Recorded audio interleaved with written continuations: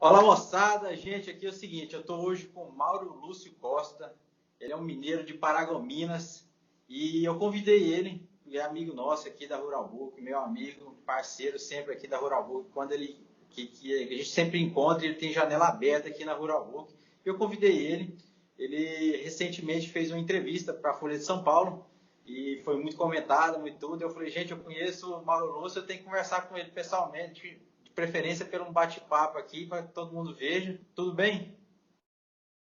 Boa tarde, Rodrigo. É um prazer enorme estar aqui com você. Essa oportunidade que você está me dando de da gente poder bater um papo, trocar ideia, poder esclarecer algumas coisas que talvez para as pessoas tenha ficado alguma dúvida. Então, eu te agradeço bastante pelo convite e estou aí à disposição para os questionamentos para poder expor realmente a minha posição. Uma reportagem agora que você fez para a Folha de São Paulo, três pontos chamaram muita atenção de todo mundo que leu e tal. São três pontos. Um, que você elogia as ONGs ambientais, critica Jair Bolsonaro e defende os povos indígenas. Como é que você tira. A partir de que você tira essa conclusão sua que você falou isso aqui? Eu queria que você. Olha, eu vou, por exemplo, ONGs, tá? O que eu falei é que eu tenho amigos que trabalham em ONGs, pessoas que são inteligentes, são trabalhadores. Agora, cada um, eu tenho a minha visão, tá? Do meu negócio, da pecuária, por exemplo, eu tenho uma visão produtiva e eles têm uma visão de conservação. Então, em muitos momentos, os nossos pensamentos, as nossas visões são contrárias. Agora, isso não quer dizer que por causa disso eu vou ser inimigo. Lógico. Então, na verdade, assim, as ONGs com as quais eu mais trabalhei, né, uma delas foi a TNC. A TNC foi a primeira ONG que nós trabalhamos. Foi para poder fazer. Ela foi chamada por um grande amigo meu, que hoje não está mais em Paragominas, chamado Michael Cambre. Ele era presidente da ProSoja e era meu vice-presidente no sindicato.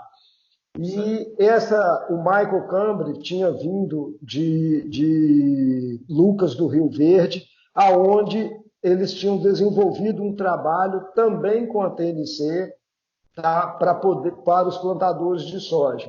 E como nós estávamos, né, sobre uma pressão muito grande ambiental, nós chamamos essa ONG para poder ver de que jeito que nós trabalhávamos. Logo foi, nós conseguimos, aí também veio o Amazon, que é uma outra ONG, e nós fizemos um trabalho, sindicato, prefeitura e essas duas ONGs, que foi o projeto Município Verde. Né? Então, dentro desse projeto, nós conseguimos verba para poder comprar as imagens, todas as imagens de satélite do município de Paragominas. Isso hoje é muito fácil, isso hoje tem acesso muito fácil, mas há 10 anos atrás, em 2009, 2010 mais ou menos, em 2009 o orçamento era de US$ 1 milhão para comprar as imagens de Paragominas, umas imagens de qualidade. E foi nesse aporte que essas ONGs entraram, tá? Eles entraram com o dinheiro para comprar isso aí. Outra coisa, naquele tempo, para se fazer um cadastro ambiental rural, custava entre 5 e 7 mil reais. E um cadastro ambiental de baixíssima qualidade. Tá? Com essa questão da ONG, que nós compramos a imagem e nós tínhamos uma sala dentro do sindicato com uma pessoa que trabalhava nessa ONG, que é o Fábio Ledermayer, que hoje continua em Paragominas, tem um escritório dele, ele não trabalha mais na ONG, mas deu continuidade nesse trabalho. Então, nós conseguimos trazer um cadastro ambiental rural para R$ 500. É esse o valor que nós fizemos com imagem, um produto completamente diferente daquele que que a gente tinha acesso. Né? Isso é. Outra coisa muito importante, o município de Paragominas entrou numa lista dos municípios que mais desmatavam na Amazônia. Sim. Um município que ele tinha, segundo dados do IBGE, Paragominas tinha 45% de floresta e 55% de área aberta, de área antropizada. Com essas imagens que foram compradas do município, nós tivemos a condição de olhar e trabalhar melhor isso, e nós chegamos ao número que Paragominas tinha 66% de áreas de floresta e 34% de área aberta. Esses dados, né, nós falamos, isso foi uma vitória para nós, que era um município que tinha sido aberto na época da legislação de 50%. Então, esse município ainda tinha 16% de reserva a mais do que quando ele tinha sido aberto. Então, e esses dados, eles nunca foram questionados. Sabe por quê? Porque foi uma ONG que levantou ele. Se tivesse sido só o sindicato, se tivesse sido só a prefeitura, se tivesse sido, nós teríamos sido questionados o tempo inteiro que o nosso dado não era real, que o nosso dado... Então, foi uma ONG que fez esse levantamento, teve esses dados, e isso nos deu muita credibilidade. E foi através dessas ONGs, desse serviço com credibilidade, desse serviço trazendo todo mundo para dentro do sindicato, que nós conseguimos e fomos o primeiro município a sair de uma lista dos municípios que mais desmatavam. Então, eu não posso tratar essas pessoas como meus inimigos. Essas pessoas não foram meus inimigos, essas pessoas trabalharam conosco, eles foram meus amigos. Quando foi no projeto Pecuária Verde, foi o Amazon que saiu comigo, nós fomos, eu não consegui o dinheiro, não chovia dinheiro, ninguém dava dinheiro, como não dá até hoje dinheiro de graça para todo mundo. Então foi o Amazon junto comigo, para poder sempre validar aquele trabalho que a gente vinha fazendo. Então, assim, quando a Dow AgroScience viu o trabalho que a gente estava fazendo, a veracidade desse trabalho, porque nós tínhamos, entre aspas, um inimigo aprovando aquilo que eu estava falando, Então, as portas abriram para nós, a facilidade de a gente trabalhar com isso foi muito maior. E nunca uma ONG mandou dentro do sindicato ou mandou dentro de Paragominas. Nós sempre trabalhamos harmonicamente e sempre fizemos aquilo que porque nós administrávamos aquilo que nós queríamos. Nós sabíamos, nós tínhamos meta e nós tínhamos compromisso. E nenhuma ONG trouxe nada de ruim para nós.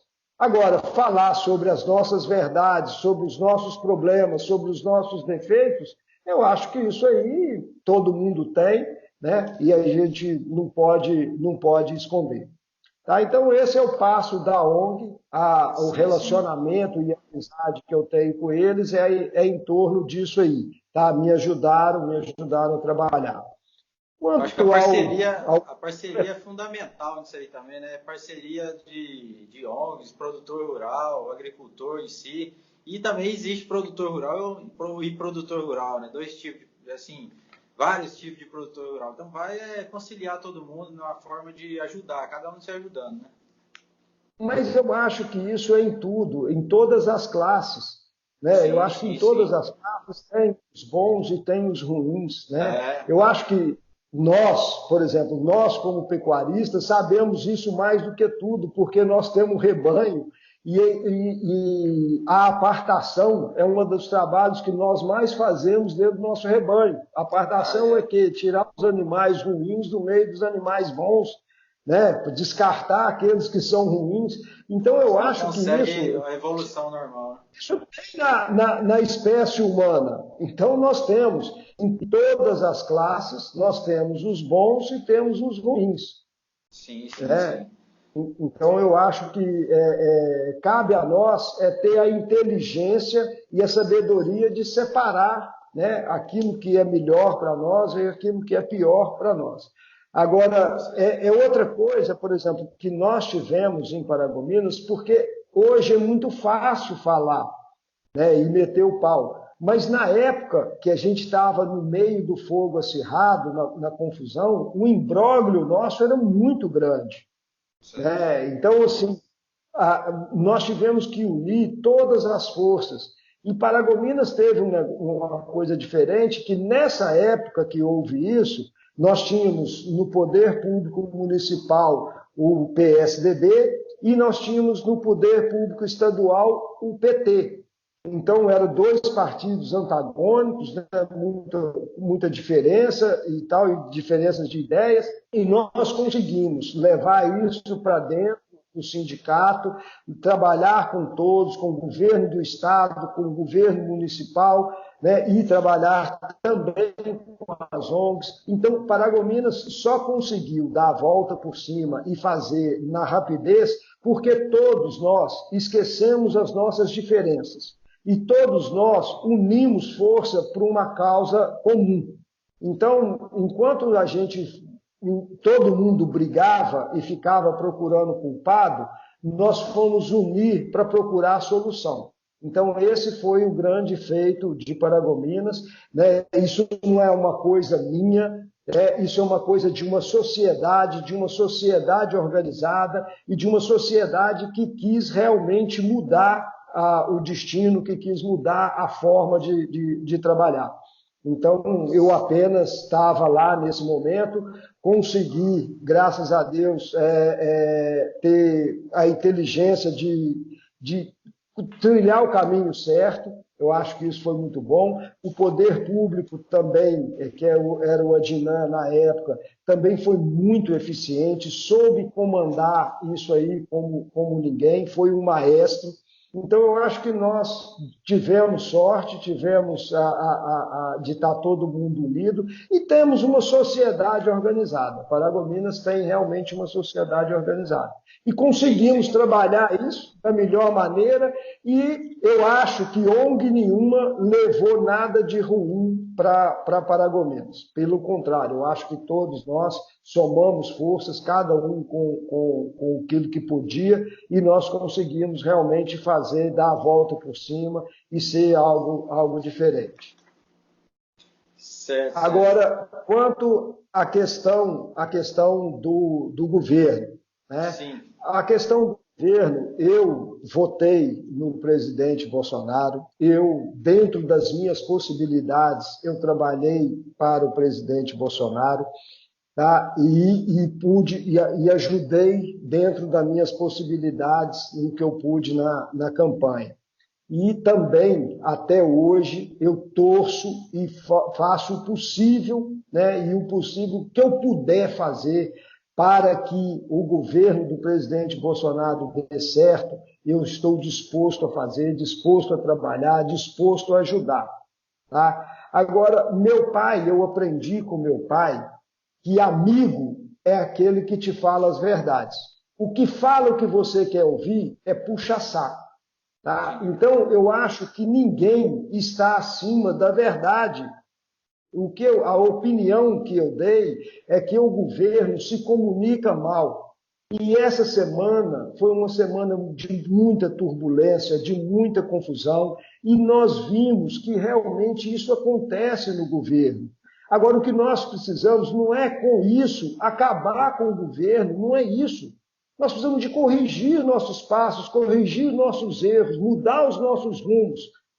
Né? Então, eu acho que é isso. E eu falei no sábado, o Naban Garcia, que é o secretário do governo do Jair Bolsonaro, e conversei com ele e falei que nós, produtores rurais, precisaríamos de fazer algumas manifestações em favor ao governo, porque realmente ele tem trabalhado para o produtor rural, tem trabalhado por esse setor. Porém, nós precisamos de apoiar aquilo, nós não podemos fritar o nosso presidente. Então, nós precisamos de trabalhar, né, e querer que ele faça as coisas certas, embora as coisas certas, às vezes, não sejam aquilo que me faça só o bem, só faça para mim. Então, nós temos que ter responsabilidade nessa condução, responsabilidade nessa ajuda. Então, uma coisa que eu acho é que a crítica, né, ela é construtiva.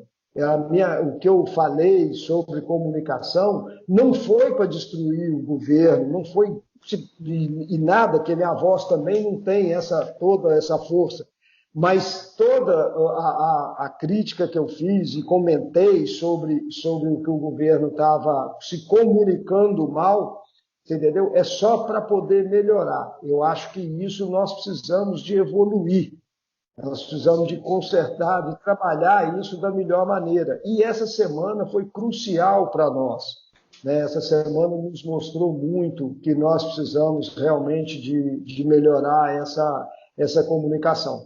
Então, eu apoio o governo, votei do governo e tenho muita vontade, torço muito e trabalho muito para que o governo tenha sucesso. Agora, a questão indígena. A questão indígena foram duas coisas, né, que o repórter me perguntou e que eu falei para ele que eu não tinha muito como opinar. Uma era a questão indígena e outra era a questão sobre aquecimento global. Eu não posso falar sobre isso porque eu não conheço, eu não tenho afirmações, eu vou falar coisas que eu não domino. Né? A questão indígena, eu, particularmente, nunca tive problema. E a única coisa que eu acho, e falei, é que o índio tem que ter a liberdade de trabalhar aquilo que ele quiser. Eu acho que o índio tem a liberdade de produzir, desde que essas coisas sejam feitas e respeitando uma legislação, a legislação do nosso país. Então, é só isso que eu comentei que eu tenho que fazer. Quanto às reservas indígenas, né, eu acho o seguinte, o país, quase a mesma área que nós temos para a agricultura, né, é a área que nós temos para os índios.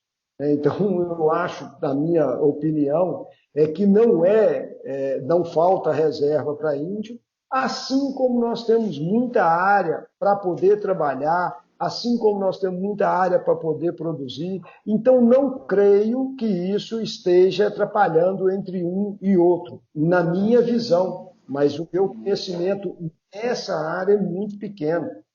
Meu conhecimento nessa área é muito pequeno. Só acho que o índio, se ele quiser produzir, se ele tem todo o direito de produzir, desde que ele respeite a legislação do país.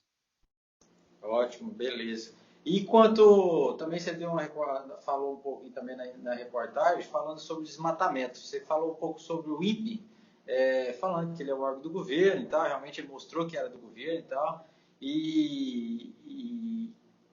Você falou também que quem está no campo vê que realmente é o que está acontecendo, que realmente o INPE falou sobre os desmatamentos e tudo mais.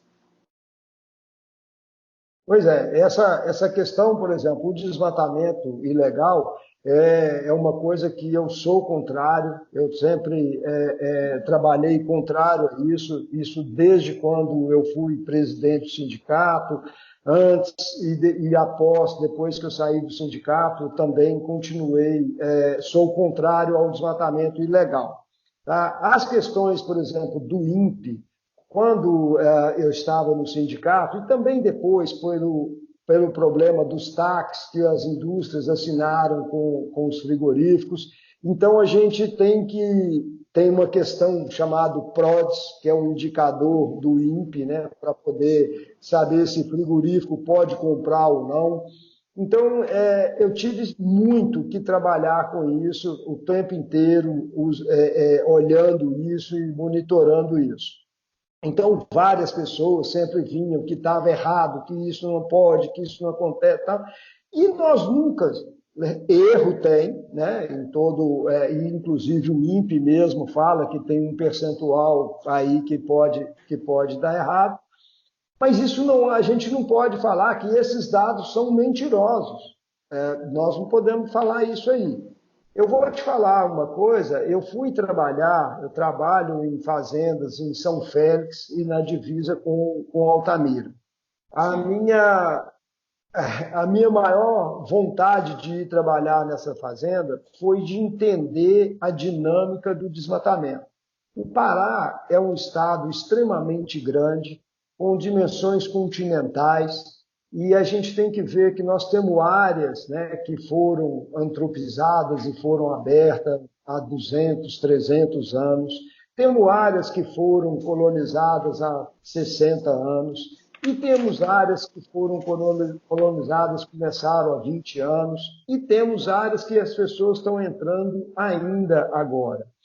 Então, se a gente for pegar esse trabalho temporal aí, ele muda bastante, né? Então, eu fui hoje, por exemplo, nos municípios mais do Nordeste paraense, a questão de desmatamento, a pressão é bem menor, né? São áreas que já estão, têm uma regulamentação muito maior. Embora nós tenhamos no estado inteiro um problema fundiário muito grande, mas quando a gente chega em Paragominas, eu conheço áreas em Paragominas que as pessoas falam que o documento não é bom, mas que ela tem proprietário há mais de 50 anos, né? E da mesma família, tem 50 anos que aquilo é da mesma família. E os documentos hoje ainda são questionados, né? Então, o que eu digo é que Paragominas, tá? Até por essa questão do CAR, disso que nós fizemos, ele tem um ordenamento muito melhor, né? Então, as pessoas estão ali, já fazem, é um município já bem mais antigo, então as pessoas já estão com muito tempo ali e ela tem um ordenamento muito grande. Quando a gente vai para esses municípios mais novos, né, São Félix, que eles são municípios, vamos falar, não que eles são novos, mas eles são uma nova fronteira. Eles começaram, nos últimos 20 anos, que começaram a ir bastante pessoas para lá, né? Então, esses municípios ainda falta esse ordenamento. Então, nós temos várias áreas ainda que não tem nem CAR, né? Não tem cadastro, não tem nada. E o que nós vemos nesses municípios é que tem muita gente chegando, né, com a vontade de abrir novas áreas. E esse desmatamento, né, ele é muito usado para especulação imobiliária. Se você for em São Félix, em Altamira, nas regiões onde eu ando lá, você vai achar, tá, muitos, mas muitos hectares de floresta que as pessoas que estão lá cobram R$ 200 por aquela posse. Então, você compra aquilo por R$ 200, tá? Um hectare de terra, né? Um hectare de floresta. Quando as pessoas desmatam isso, né, e põem capim, eles começam a valer entre 5 mil, 4 mil, 5 mil, até R$ 6.000. Então, é uma chance muito grande de você valorizar o seu dinheiro. Tá? Então, e isso o que acontece? São as pessoas que estão querendo crescer na vida, estão querendo arriscar um pouco, acham que pode arriscar, patrimônio pequeno, eles vão para lá e vão arriscar isso aí. Então, isso acontece, isso tem muito, tá? É uma coisa que cresce muito. Agora, uma coisa, então, eu estou te falando que eu fui para essas regiões e trabalho nisso, ando no interior, ando dentro, tá? Para poder ver como que funciona. E uma coisa que me chamou a atenção é que a última vez que eu estive em São Félix, em conversa, não é de botequim, mas era uma conversa de salão de homem, eu estava cortando o cabelo, e em conversas de pessoas assim, eu notei uma preocupação, a sociedade urbana, a sociedade de São Félix, quem tem comércio, quem tem as coisas, preocupada com o nível de desmatamento que estava na região. Qual que é a preocupação dessas pessoas? Porque eles sabiam que estava correndo muito frouxo, o volume estava muito grande. Então, o município iria sofrer alguma retaliação. Então, as pessoas que têm o comércio na cidade, que investiram em alguma coisa, que tem, essas pessoas estavam com medo, porque com medo do município sofrer uma retaliação. Então, a gente já via uma mudança, né, na sociedade, existia uma mudança de pensamento, as pessoas já não queriam aquilo que estava acontecendo. Eles preocupados porque as ações de fiscalizações estavam muito pequenas, estavam muito poucas, muito brandas. Então as pessoas já tinham. Isso foi uma coisa que me impressionou, porque até 2, 3, 4 anos atrás, a gente sentia que aqui na cidade, todo mundo chama aquilo, a pessoa que vai é de grileiro, é de bandido, é de desmatador. Mas quando você ia na cidade, lá naquela cidade, você ia naquele comércio, eles tratavam essa pessoa como um herói, que realmente estava indo para lá, estava indo para trabalhar, estava indo para poder fazer alguma coisa. Hoje já não tem esse ponto. Hoje as pessoas, até as pessoas que Uma estão lá, coisa, uma coisa que você falou na reportagem que eu achei interessante, que seu avô desmatou a Mata Atlântica, seu pai participou, desmatou a Mata Amazônica, a Floresta Amazônica, e você já é a evolução de tudo isso aí, né? Então, tipo assim, você é uma nova geração que realmente existiram essas gerações para poder evoluir, né, tudo, mas chegou na sua que realmente você não tem necessidade de chegar nesse ponto. é, é, o meu avô, ele era fazendeiro e ele foi, na época, meu avô foi madeireiro, ele era de Belo Horizonte e foi para Governador Valadares, na época, para o Vale do Rio Doce, para poder tirar madeira, ele tirava madeira e levava para o Rio de Janeiro para poder vender no Rio de Janeiro. Então, ele começou como madeireiro e foi abrindo essas áreas e virou pecuarista, né? Virou fazendeiro, trabalhando com pecuária em cima disso. Na época que meu pai veio para o Pará, foi na década de 70, especificamente em 1975, era a época, né, do que estavam chamando do integrar para não entregar, né, de terras para homens sem terras, era mais ou menos assim os slogans. Então, nós viemos realmente para um chamado, né? Era um chamado que tinha, então nós viemos. Isso é tudo a sua época, né? Eu acho que Sim, isso sim, sim, tudo sim. existe. E eu acho o seguinte, nós precisamos de fazer aquilo que está na nossa época. Eu tenho certeza que hoje, a toda a sociedade, né, quando você vê, eu não posso ser a verdade absoluta, Com tá? certeza. Mas então, quando eu vejo a sociedade, ela não me enxerga com bons olhos se eu sou um desmatador. Sim. Então, eu acho que hoje, né, o pedido do governo é outro, ele não é esse, tá certo? E aí, uma coisa que é uma polêmica muito grande, que eu acho que é um escudo que as pessoas usam, por exemplo, é desmatar é para progredir, desmatar é para produzir, e aí é que entra o meu trabalho, aquilo que eu faço, aquilo que eu acredito. É que eu não acredito que hoje precisa de desmatamento para aumentar a produção. Se a gente for ver, por exemplo, em pecuária, eu acredito que hoje a nossa taxa de lotação é algo em torno, quando você pegar a média, é algo em torno de 0,6 a 0,8 cabeças por hectare. Então, eu acho que isso é uma taxa de lotação muito baixa. Dificilmente um produtor, um pecuarista consegue ganhar dinheiro com essas taxas de lotação. Então, quando você pega essas taxas de lotação, esses níveis de ganho de peso, tá? Hoje, a minha conta só em propriedades de recria e engorda, tá? a gente gasta 4 hectares para vender um boi gordo por ano, um boi de 18 arrobas e meio. Então, se você pegar uma indústria frigorífica que tenha necessidade, né, podemos colocar 10 mil cabeças por mês. Se você pegar, são 120 mil cabeças por ano.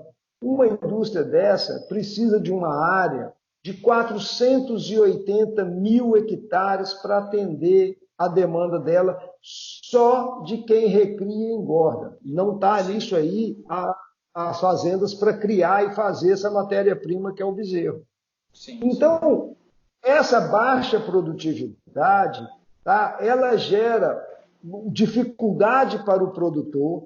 Tá? O produtor produz pouco, fatura pouco, então o produtor fica pobre, os funcionários ficam em situação difícil e também o gado fica ruim, porque o cara não pode cuidar bem dos animais, né, com baixa rentabilidade, com baixo lucro. E a terra nem se fala, entra num estágio de degradação muito grande. Por outro lado, as indústrias começam a faltar matéria-prima para elas. Né? Então, hoje a gente vê o Pará tem um parque industrial, né, de frigorífico moderno, bom, né? Temos as maiores indústrias do Brasil estão aqui. Né? Então, assim, nós temos indústrias que são paraenses, né, de pessoas que estão aqui que também são muito boas, pessoas que já estão no ramo aqui há mais de 30, 40 anos, então, e que investiram, construíram indústrias de primeiro mundo, indústrias muito boas e modernas, e hoje essas indústrias estão passando falta de matéria-prima. Então, isso é muito ruim. Então, assim, se a gente quer realmente uma coisa para produção, para geração de emprego, para geração de renda, nós precisamos de melhorar a produtividade. Isso que está faltando para nós. Então, se a gente aumenta a produtividade, nós vamos ter mais matéria-prima, nós vamos ter mais indústrias para poder trabalhar, para poder funcionar. O que a gente vê hoje, muito, são as indústrias demitindo, tá? Não é por crise no governo ou no Brasil, não é isso. Elas estão demitindo porque elas não têm boi para poder sustentar elas a todo vapor.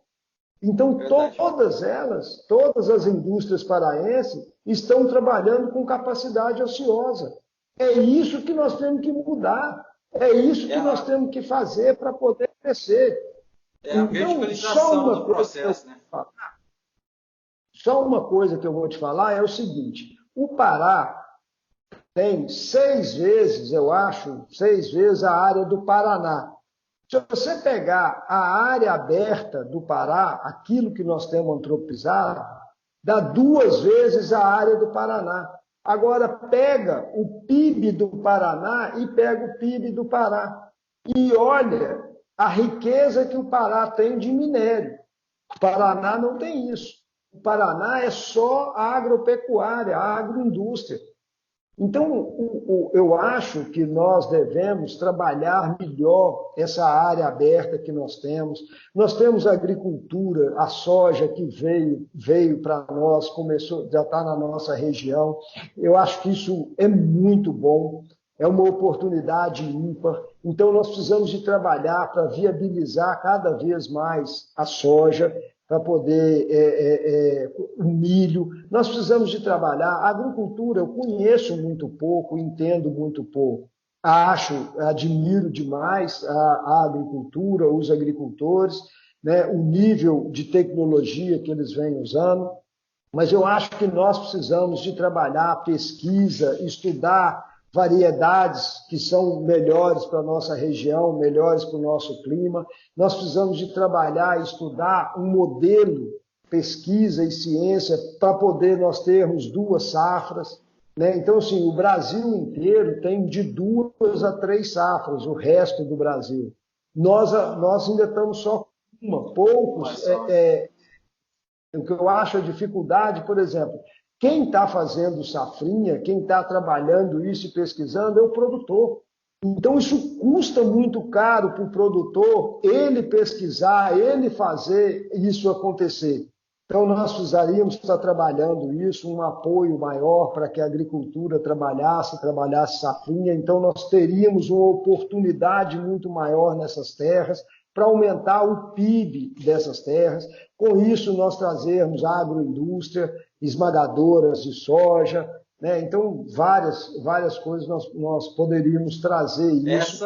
E aí, com isso, nós teríamos subproduto para a pecuária, né? Para poder engordar boi, para poder melhorar. Então, eu acho que nós temos condição, sim, de aumentar o PIB do Estado, de aumentar a qualidade de vida, aumentar os empregos, aumentar a renda do Estado do Pará, sem a necessidade do desmatamento, pelo menos por enquanto. Essa falta de investimento na propriedade, na verticalização, que eu costumo falar que é uma verticalização, o agropecuarista, o pecuarista, o agricultor tem que pensar na verticalização. Você acha que essa falta de investimento é justamente o que você falou na reportagem também, essa desunião de pecuaristas, de agricultores, é isso que está causando ou não? É falta de informação mesmo?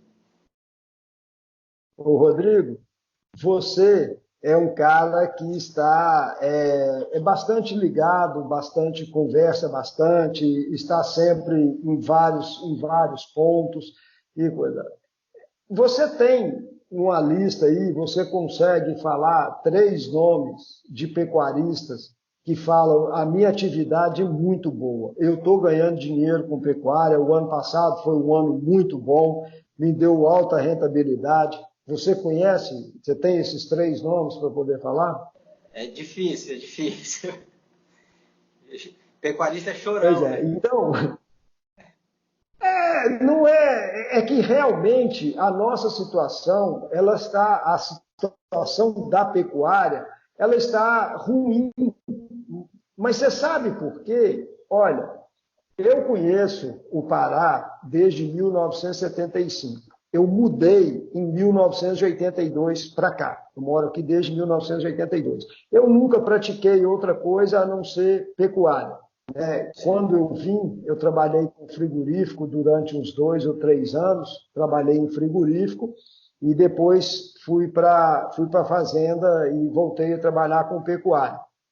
Então, na região, Rondon, por exemplo, é uma região de terras muito boas, tá? De Rondon, Marabá, vai para Xinguara até Redenção. Na década de 90, foi a década onde aconteceram as maiores aberturas. Meados da década de 80 para frente é onde abriram as maiores áreas, eram as maiores aberturas. Nessas regiões, tá, depois de Rondon para frente, Rondon indo para Marabá e indo para Xinguara, as taxas de lotação dessa época eram de 2 cabeças por hectare. Se a gente pegar na década de 90, você gastava 2 arrobas de boi para pagar um salário mínimo. Então, hoje, nós gastamos 7, 8, dependendo do lugar que a gente está, né? Gasta entre 7 e 8 arrobas, às vezes, para poder pagar um salário mínimo. Então, houve uma desvalorização, né, do produto, né, da arroba de boi, e o que aconteceu é que houve uma queda muito grande na produtividade. A queda que houve foi na taxa de lotação. Então, se você trabalhava com 2 cabeças e hoje você trabalha com 0,6, a sua produtividade baixa muito. O preço não consegue, o preço também caiu, né? A relação de troca do teu produto, ele perdeu o poder aquisitivo. Então, realmente, todas as gorduras que nós tínhamos, elas foram queimando. E nós chegamos numa situação, para quem tem baixa produtividade, muito difícil. Então, o que acontece hoje é que nem o pecuarista acredita no negócio dele. Pois se eu tenho um negócio que eu mesmo não acredito nele, como que nós vamos verticalizar? Como que nós vamos melhorar? Como que nós vamos evoluir? Certo? Então, o que eu acho, o que eu penso, a pecuária é um negócio excelente, é um negócio que está. E o projeto Pecuária Verde, quando nós fizemos, foi justamente isso, mostrar a oportunidade que a pecuária tinha. Não era. Nós não estamos para disputar com soja, com eucalipto, com dendê, não era nem essa a nossa questão. A nossa questão é que nós queríamos que a pecuária fosse um negócio mais rentável, tá? Para você ter a opção entre arrendar para eucalipto ou não. E o que as pessoas, quando vinham arrendar para eucalipto ou para o dendê, o que eles falavam? Ah, essa fazenda sua dá R$ 100 de lucro por hectare. Então, eu estou te pagando 130. Só que, na mesma época, o dendê ele era para fazer biocombustível, assim como o álcool faz o metanol. Você ia nos arrendamentos de cana, era R$ 700, R$ 800.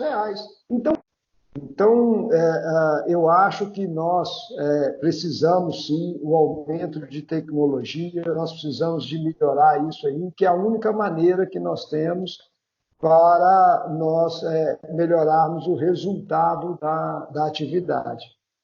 Sim, sim. Não, excelente. Mauro, eu acho que é o seguinte, eu acho que você teve, a gente já conversou bastante, eu acho que foi excelente nossa conversa. É igual você falou, você quer ter outras oportunidades, eu também quero ter outras oportunidades com você também. Eu acho que a gente tem muito a aprender com você e tudo que você já tem feito. E eu quero conhecer também de perto sua propriedade, seu trabalho de leitinho aí. E eu quero te Tá? agradecer por estar aqui com a gente mais uma vez. Não, eu que te agradeço. Tá? Hoje eu acho que foi uma conversa mais assim, abrangendo uma coisa, principalmente essa parte política, né, tentar levar para as pessoas um pouco desse entendimento. Mas eu queria muito, porque essa não é a minha praia, entendeu? Eu não Sim, sou uma pessoa, embora eu me tornei uma pessoa pública por causa do sindicato, um trabalho lá no sindicato, mas é como diz um amigo que eu tenho em Castanhal, Paulistinha, que falou: quem nasce para ser calango nunca chega a jacaré. Então é o seguinte, realmente eu sou apaixonado por pecuária, eu gosto disso, dessa atividade e gosto de fazer isso e tenho dedicado a minha vida para isso. Praticamente eu me considero um estudioso da atividade. Eu sou apaixonado por ela e faço, então sou praticamente um estudioso. Então, o que eu te peço é a oportunidade de a gente bater papo outras vezes, mas aí a gente vai entrar numa outra seara, que é essa da produtividade, de como a gente aumentar, de como melhorar, é uma troca de informação. E aí eu faço para você um convite que eu queria que você viesse na minha fazenda para você conhecer, tá? Eu acho que isso tá, com seria muito certeza. importante. E aí a gente pode discutir sobre dados, sobre números, sobre produtividade. Aí a gente discute muito, muito sobre isso. E o que eu quero realmente fazer a propaganda positiva da pecuária, que é um negócio muito bom, um negócio extremamente lucrativo, um negócio extremamente sustentável, entendeu? E que a gente tem condição, e assim, mais do que qualquer outra atividade rural, a segurança da pecuária. A segurança da pecuária é muito grande. Né? Então, eu acho que é uma atividade que nós podemos mostrar ela a várias pessoas, a investidores e tudo, para poder realmente a gente melhorar. Nós precisamos de mostrar uma pecuária diferenciada. Com certeza. Mas tem, A Rural Book normalmente é justamente isso, é esse bate-papo informal, tá tranquilo. Eu quero normalmente dar voz para o produtor rural, para o agronegócio da nossa região, assim, dar oportunidade e mostrar realmente, eu estou aqui apenas para poder a gente mostrar realmente o que tem de valor na nossa região norte aqui. É onde eu estou, é onde eu decidi morar, onde eu decidi ficar aqui. Eu tenho bastante acesso no Brasil inteiro, mas é aqui que eu quero mostrar o nosso agronegócio da região norte, entendeu? E você é uma pessoa interessante para poder me ajudar nesse trabalho também.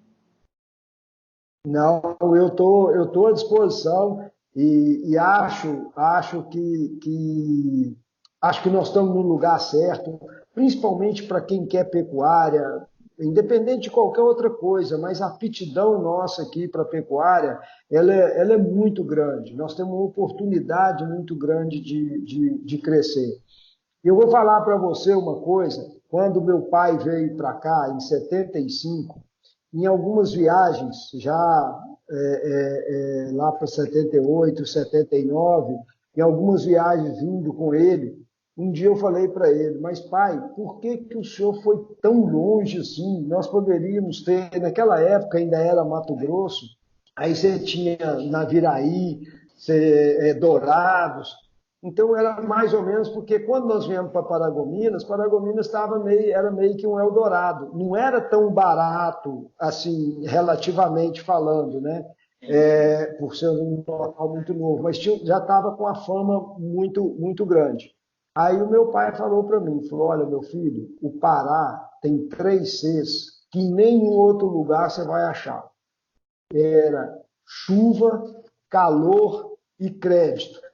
Então, e isso realmente nós tivemos. Eu acho que agora nós precisamos é só de 5 Cs, né? Que é a chuva, o calor, o crédito, mas o conhecimento e a capacitação. Então, se nós tivermos isso aí, acabou. Nós temos uma condição muito grande. Hoje não tem ninguém que consiga falar qual que é o potencial produtivo nosso hoje na pecuária.